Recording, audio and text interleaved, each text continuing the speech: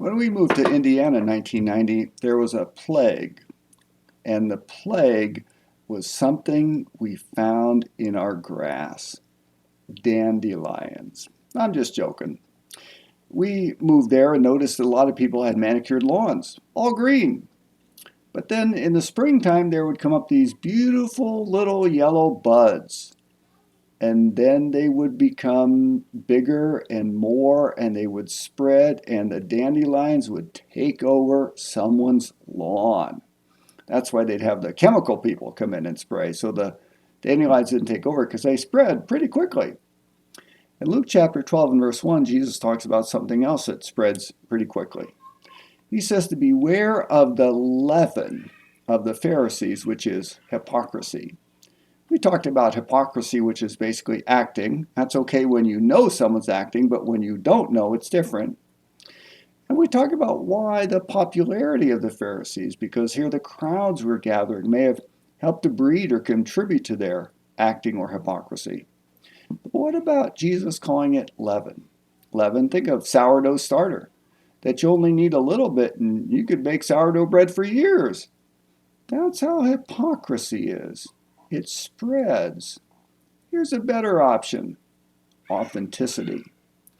Authenticity where your heart is fully aligned with God. There's a word in the Bible for that. It's integrity.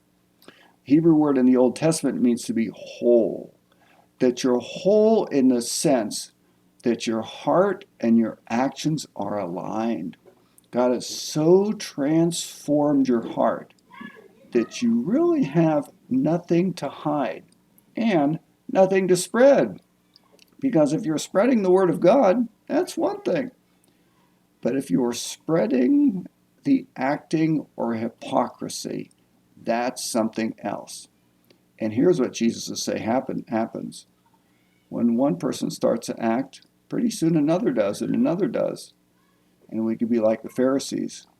Pharisees who pretended to love the prophets, but were more like those who killed the prophets, as he says in chapter 11.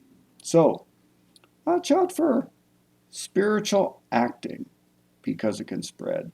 Instead, spread the word of God. This is your daily devotional for Tuesday. It's the end of October. We have a great chance to see souls come in the kingdom in the upcoming months. So pray for the church and pray for me. Pray for our witness. Pray we be authentic. And when Jesus says when he's lifted up, he'll draw all people to himself.